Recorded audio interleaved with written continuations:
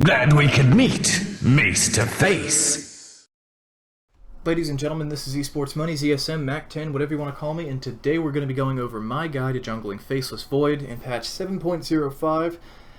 Faceless Void is a decent jungler. He can struggle a bit at times just because he's not super tanky, though he does have his time walk thing that makes it so you get all your health back from damage done in the last few seconds, but it's not as good as his old passive in reducing damage done to you.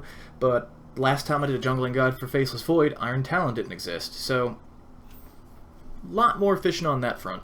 So as far as skill build goes, I'm going to max my bash by level 7. I'm going to try to get 2 points into my time jump, but whatever the thing is, by level 5. I'm going to ignore my W in the early game, and I'm going to get my ult at the standard times. As far as item build goes, I'm going to start with a Iron Talon and a pack of Tangos, and I'm going to get a Stout Shield, a Salve, and then buy a Mask of Madness as soon as possible. Now, you're probably wondering why I didn't get the Poor Man's Shield after I got the Stout, and the reason being is because it doesn't help you that much with defense. I mean, it helps you a little. It's a good balanced item to help you with defense and offense, but it actually works out by slowing down the timing of your Mask of Madness by about, I want to say, 40 seconds.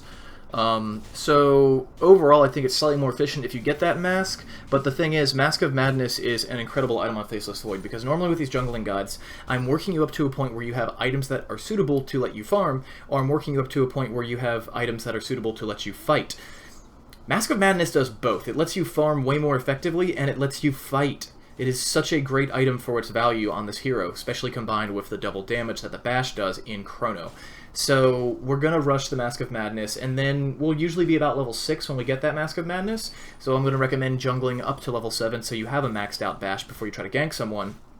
And during that process, you'll make a few hundred more gold, typically about 400. So you have the choice between a couple of TPs and your completed Poor Man's Shield, or you can just wait for the time being and jump on someone with just your brown boots.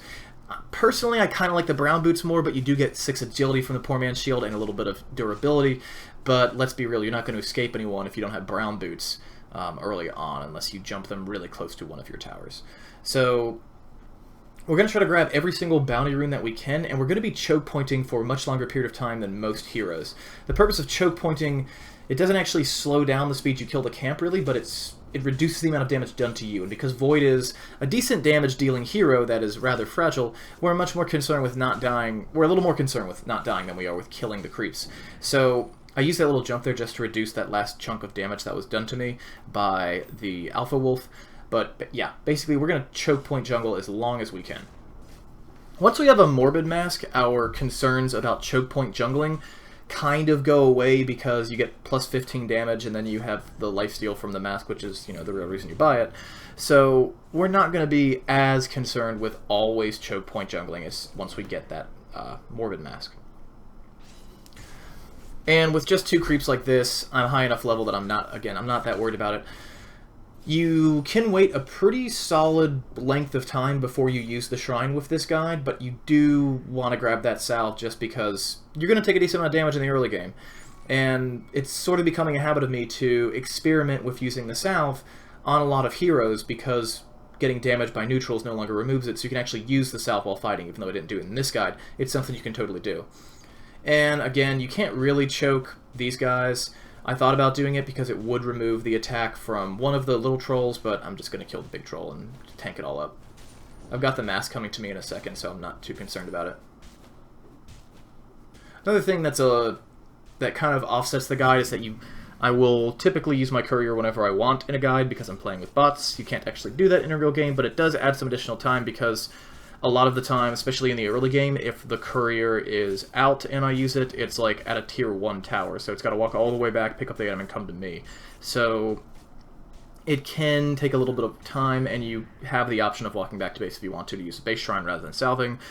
It reduces the offset that you have, like the fact that you're not going to have to buy an additional salve because you walk back and use an in-base shrine, offsets the the not having to spend an extra 100 gold in a salve offsets the amount of time you waste. That's what I'm trying to say. but it doesn't do it completely. It's still a better deal to buy the salve and keep fighting than it is to not buy the salve and walk back to the shrine. But either way, pretty darn close to my mass now. I'm at about a little over 500 gold, so I need to kill one more camp and I'll be good. I didn't stack this one. I probably could have stacked this one and lived, but up until you have the Mask of Madness, I don't endorse attacking stacked camps without a choke point with this hero, because he is a little bit fragile.